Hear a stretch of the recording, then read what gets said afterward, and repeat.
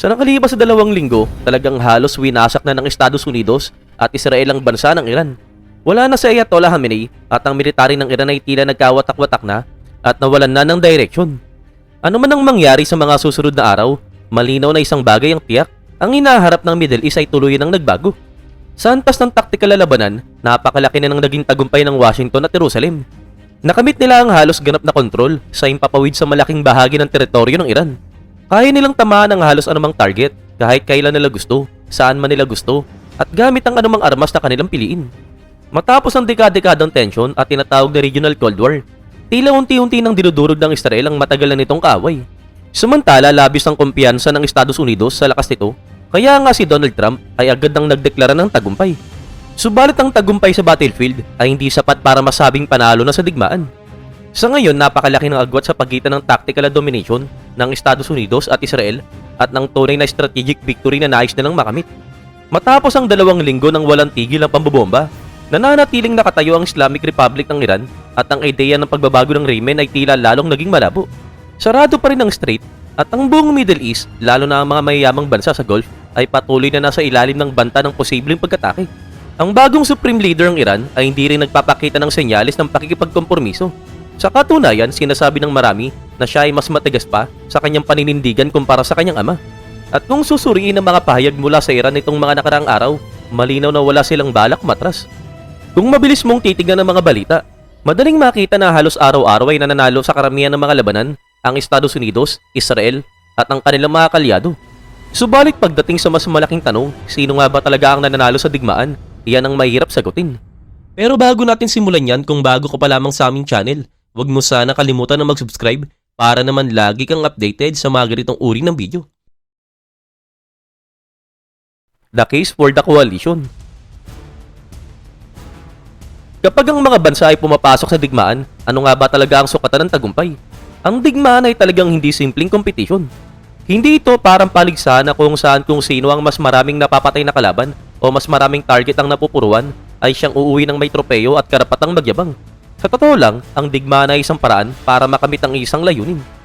Ang mga bansa ay nakikipagdigma dahil may isang bagay silang gustong makuha, isang bagay na handa silang ipaglaban, at sa kabilang panig, ang kanilang kalaban ay may kabaliktarang layunin na handa rin nilang ipagtanggol. Maaring dominahin ng isang hukbo ang labanan, maaring nitong higitan ng husto ang kakayahan ng kalaban, subalit kung uuwi ang mga sundalo nito at matatapos ang digmaan nang hindi nila nakukuha ang layunin kung bakit sila lumaban, hindi pa rin yun may tuturing na tagumpay. Sa kabilang banda, posible ring mangyari ang kabaliktaran. Maaaring wasakin ang isang hukbo sa digmaan, magdusa ng matinding pinsala, at mawala ng mas maraming tauhan at kagamitan kaysa sa kalaban. Subalit kung sa huli ay nakamit pa rin nila ang layunin kung bakit sila nakipaglaban, may tuturing pa rin nila yun bilang isang panalo. Hindi namin ginagawa ang episode na ito upang ipaglaban ang isang panig o ang kabila. Hindi rin namin layunin sabihin sa mga taga-suporta ng Pangulo ng Amerika at Pangulo ng Israel o ang pamahalaan ng Iran na ang kanilang sinusuporta ang panig ay patungo na sa tiyak na pagkatalo. Ang tanong lang na nais naming sagutin ay simple. Sino ba talaga ang nananalo sa digmaan laban sa Iran? Sa ngayon wala pang malinaw na kasagutan. Patuloy pa rin ang labanan at may pagkakataon pa ang bawat panig na makamit ang kanilang mga pangunahing layunin. Ang pinakamainam na magagawa natin ngayon ay ipakita ang argumento ng bawat panig kung bakit nila sinasabing sila ang may upper hand at kung bakit dapat pag-isipan ng mabuti bago agad paniwalaan ang mga payag na yun. Unahin natin ang panig ng koalisyon ng Estados Unidos at Israel. Ang pinakamadaling argumento kung bakit sinasabing nananalo ang Washington at Jerusalem ay ang napakalaking tagumpay nila sa tactical na antas ng digmaan. Ayon sa kanilang ulat, sa kanilang air campaign ay nakitil nila ang dose-dosenang leader ng Iran, pati na rin ang libu-libong sundalo at paramilitary forces. Malaking bahagi ng hukbong dagat ang Iran ang nalubog sa dagat, at karamihan sa kanilang air power ay halos nabura na sa impapawid. Malaki ring bahagi ng military infrastructure ng Iran ang nawasak o malubang na pinsala, samantala ang air defense system ng Estados Unidos at Israel ay nagpakita ng mataas na antas ng tagumpay sa pagdepensa ng kanilang impapawid. Dahil dito naging halos ganap ang kontrol nila sa kalangitan, hanggang sa puntong kaya ng lumipad ng mga mabibigat na bomber ng Amerika sa ibabaw ng Iran nang halos walang pumipigil. Sa panig ng Estados Unidos, wala pang 10 nakitil sa kanilang mga sundalo sa oras ng pagsulat ng ulat na ito. Sa Israel naman, kinumpirma ang pagkakitil ng 2 sundalo at 16 na sibilyan. At bagamat parehong nakaranas ang pinsala ang kanilang mga kagamitang militar, mas malaki pa rin ang pinsalang naidulot nila sa Iran kaysa sa mga pinagsamang pinsalang natanggap ng Amerika at Israel. Sa kasalukuyan, hindi kayang hamunin ng Iran ang air power ng coalition.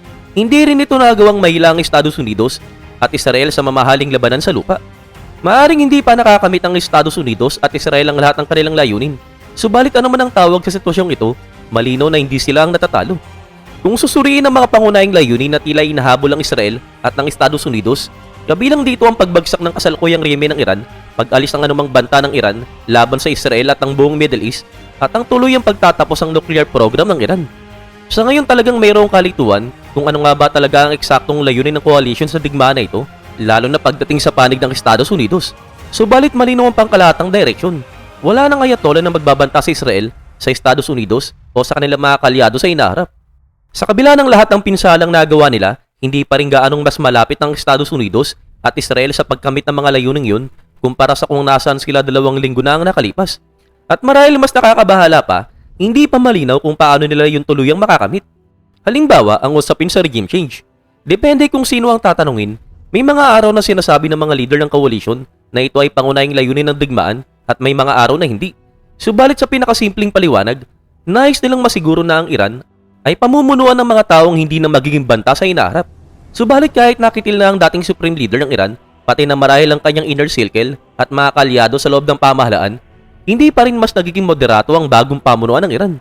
Sa katunayan, ang bagong supreme leader ng Iran na si Mujtaba Khamenei ay mas matagas pa ang paninindigan kaysa sa kanyang ama. Ayon sa mga ulat mula sa parehong Iranian at Israeli sources, siya ay direktang itinaas sa kapangyarihan ng makapangyarihang Islamic Revolutionary Guard Corps. At siya ngayon ang piniling leader ng isang paksyon sa Iran na kabilang sa mga pinakamahigpit at pinakamatinding tumututol sa Estados Unidos at Israel sa buong bansa. Mayroon pa ring ibang paraan ng coalition upang magdulot ang regime change sa Iran, subalit tila unti-unti nang nawawala ang bisa ng mga paraan na yun. Halimbawa, maaaring kitilin ng Estados Unidos si Mujtaba Khamenei, pagkatapos ay ang papalit sa kanya at pagkatapos ang susunod pa, hanggang sa makarating sila sa isang leader na masandang makipag-ugnayan o makipagkompromiso tulad ng nangyari kay Nicolas Maduro sa Venezuela. Subalit ayon mismo sa Pangulo ng Amerika, karamihan sa mga taong posibleng iluklok ng Estados Unidos sa ganoong posisyon ay nakitila sa mga unang bugso ng airstrike. Sa simula ng digmaan, marami ring haka-haka na maaaring mag-alsa ang mga tao ng Iran laban sa kanilang pamahalaan. Sa katunayan, sinubukan na ng Israel na ihanda ang possibility na yun. Binomba nila ang station ng pulisya at mga facility ng internal security, nagpakalat din umano sila ng mga armas at maliliit na drone upang maglatag ng pundasyon para sa isang posibleng pag-aaklas. Subalit hanggang sa ngayon, hindi pa rin ito nangyayari. Bahagi ng dahilan na hindi pa sapat ang lawak ng pagkasira upang ipagsapalaran ng mga ordinaryong Iranian ang mga pag-aalsa laban sa kanilang mga pinuno. At bahagi rin ito ay dahil ang Pangulo ng Israel ay nananawagan ng popular na pag-aalsa ng masyadong maaga bago pa man mabuo ang mga kondisyong kailangan para maging posible ito. Kapag may mga ulat na lumalabas mula sa loob ng Iran, ipinapakita ng mga ito na unti-unti ring nawawala ng tiwala ang mga ordinaryong citizen sa pamumuno ng Estados Unidos at Israel, pati na rin ang kakayahan ng mga ito na makamit ang kanilang mga pangunahing layunin. At bagamat posible ring suporta ng coalition ng isang drone invasion na pamumunuan ng Kurdish forces, nawawala na ngayon ang elemento ng sorpresa para sa ganitong operasyon. Ayon mismo sa ulat ng Reuters, napagpasya ng US intelligence ilang araw lamang ang nakalipas na kahit matapos ang halos 2 linggo ng tuloy-tuloy na pabobomba, hindi pa rin nasa pangarib na bumagsak ang rehime ng Iran. Samantala, hindi rin nagawang pigilan ng mga puwersa ng coalition ang ilan sa mga pinakamahalagang pag-atake ng Iran. Patuloy ang missile at lalo na ang drone strike ng Iran laban sa mahalagang economic at infrastructural target sa buong Middle East. Nagdulot ito ng malalaking pinsala at pansamantalang pagsasara ng mga refinery at natural gas facilities sa mga bansang tulad ng Saudi Arabia, Qatar at Oman. Nagtagumpay din ng Iran na ipasara ang Strait of Hormuz na kung saan karamihan sa mga barko ay tumangging dumaan sa naturang ruta. At bilang resulta, talagang biglang tumaas ang presyo ng energy sa buong mundo. Sa loob lamang ng wala pang 2 linggo, napilitan ng mundo na maglabas ng halos 400 milyong bariles ng reserbang langis, ang pinakamalaking intervention sa merkado sa kasaysayan upang maiwasan ang ganap na pandaigdigang krisis sa ekonomiya. Hindi rin nagawang mahanap o masira ng coalition ng mga lihim na imbaka ng long-range drone ng Iran, ang mga sandatang siyang nagpapahintulot sa Iran na magpatuloy sa mapaminsalang pag-atake. Ibig sabihin, kahit na ang Iran ay nakaranas ng pinakamatinding pinsala sa digmaan, kaya pa rin itong magbanta sa buong reyon, magdulot ng kaguluhan sa pandaigdigang kalakalan at manipulahin ang pandaigdigang merkado ng energy. Sa ngayon, mayroon pa rin ibang paraan para mag-escalate ang Estados Unidos at Israel. Maaari silang magsimula ng ground operation, maaaring limitado lamang tulad ng assassination mission o pagkuha sa economical na mahalagang isla ng Card Island. Maaari rin silang magtipon ng malalaking bilang ng tropa sa hangganan upang lumika ng banta ng mas malaking pagsalakay. Maaari rin nilang targetin ang mga infrastruktura na nagpapatakbo sa sistem ng pamahalaan ng Iran, tulad ng ginawa ng coalition noong 11 ng Marso nang bombahin nila ang isang data center na sumusuporta sa bangkong ginagamit ng Iranian forces upang matanggap ang kanilang mga sahod. Subalit kahit gawin nila ang lahat ng ito, walang garanti na agad babagsak ang reme ng Iran at lalo na walang kasiguruhan na mangyayari ito sa loob lamang ng maikling panahon.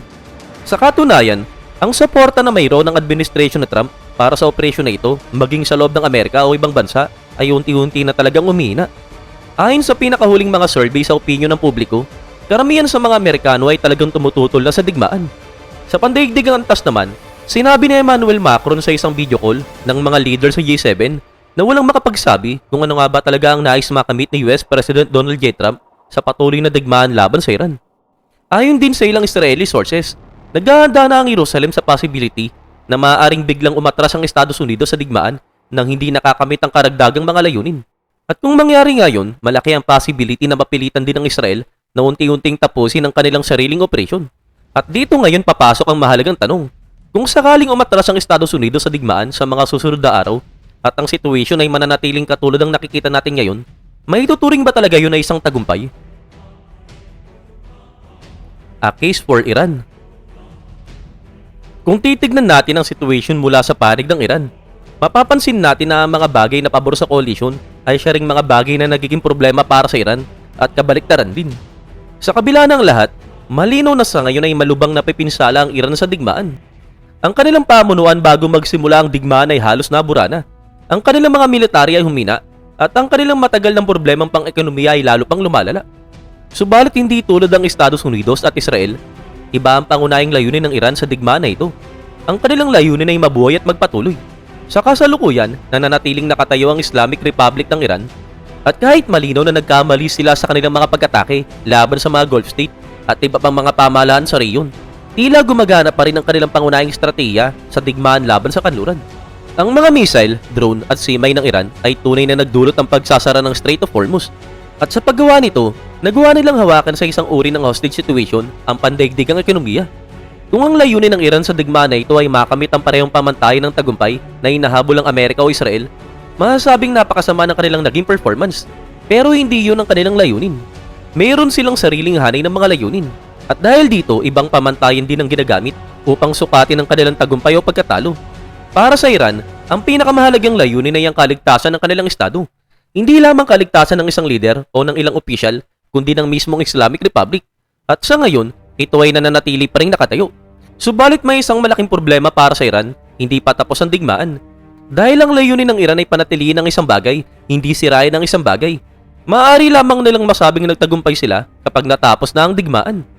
Samantala, bagamat hindi pa lubos na natalo ang Iran kahit napakarami ng kakayahan ng kanilang militar ang nawasak, ang totoo ay unti-unti na rin nilang nawawala ang kakayahang kontrolin kung kailan matatapos ang digmaan.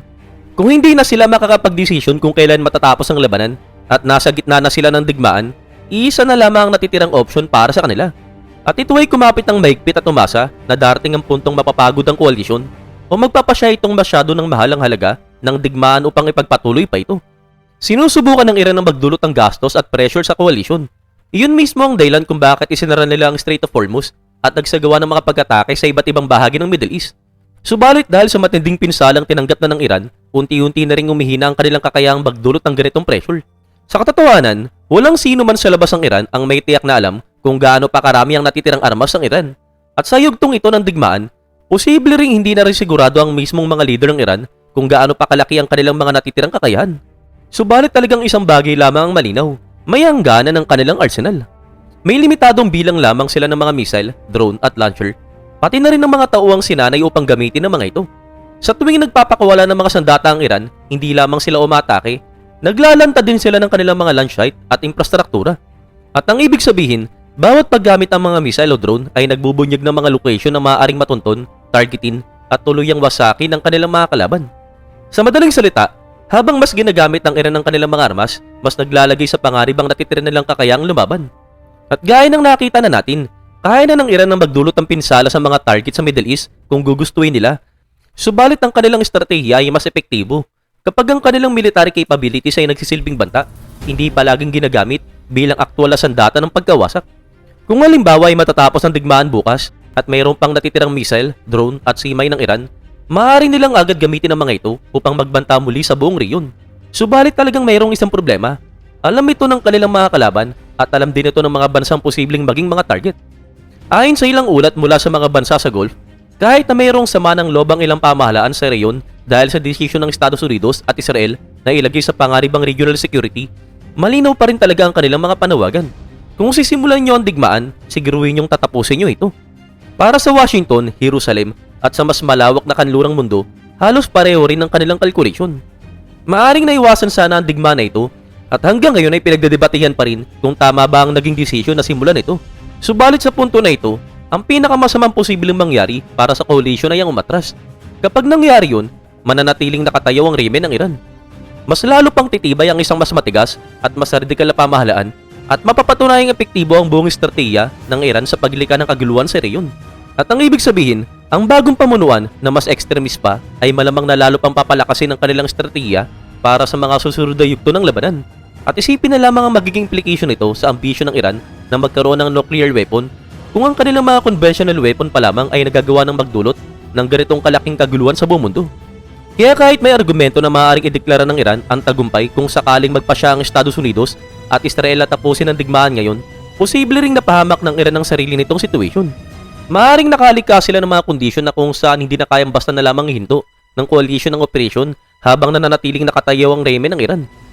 Kung babalikan natin ang tanong na nagsimula sa episode na ito, sino nga ba talaga ang nananalo sa digmaan laban sa Iran? Sa totoo lang, wala pang malino na argumento na nagsasabing tiyak na nananalo ang alinman panig. Subalit ang eksaktong situation ng kasalukuyang deadlock ay nagbubukas ng isang mas mapangarib na tanong. Papunta ba ang Iran sa isang digmaang walang katapusan?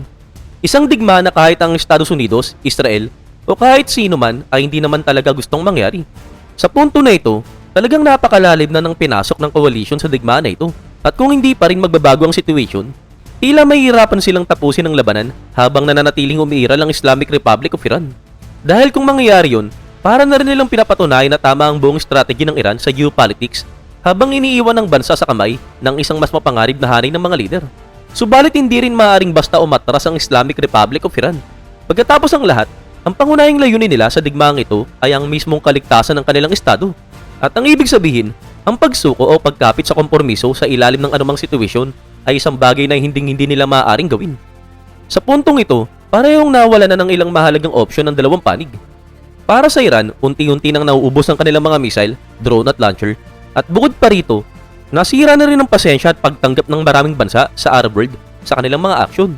Subalit sa kabilang panig, tila nawalan na rin ng ilang opportunity ang Estados Unidos at Israel. Lumipas na ang pagkakataon upang mag-udyok ng isang malaking revolution sa loob ng Iran, nawala na rin ang element of surprise para sa isang posibleng Kurdish offensive at nabigo rin ang possibility na magluklok ng isang leader ng Iran na masandang makipagtulungan sa kanluran. At gaya ng ipinapaliwanag mismo na Donald Trump noong Lunes, marami na kaming paraan kung paano kami nanalo pero hindi pa sapat at ang ganitong situation ay hindi madaling resolbahin. Hindi ito isang kalagayan na kung saan maaaring basta na lamang umatras ang alingmang panig at pagkatapos ay mag-declare ng tagumpay kahit iba ang reality sa mismong battlefield. Sa halip ang ganitong situation ay parang recipe para sa mas mahaba at mas komplikadong digmaan. Isang digmaan na hindi naman talaga inaasahan ng alingmang panig noong una. Isang digmaan na kung saan wala pang handang tuluyang manalo. At sa huli, isang digmaan na kung saan posibleng lahat ay matalo.